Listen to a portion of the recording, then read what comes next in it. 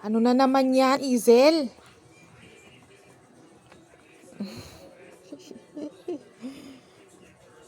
Pag magpapabukas, oh. Yun. Ayan, guys. May kwento yan eh. Alam mo yung pag hindi mo bubuksan, ibabagsak niya yan. Lahat. Pag ginakuha siya doon, mga nakatambay doon, ayan.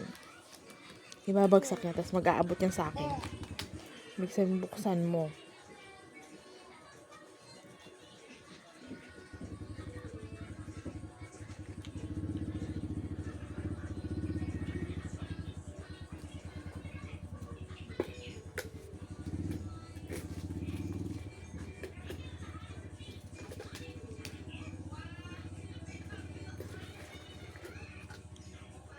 Kaya lahat ng lagayan namin ng paninda basag kasi binabagsak niya.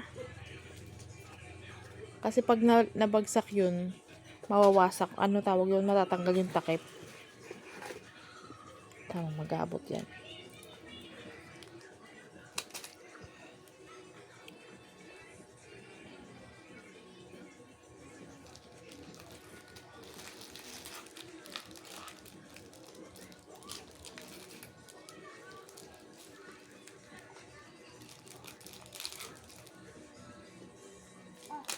Naku, may nagkakalat.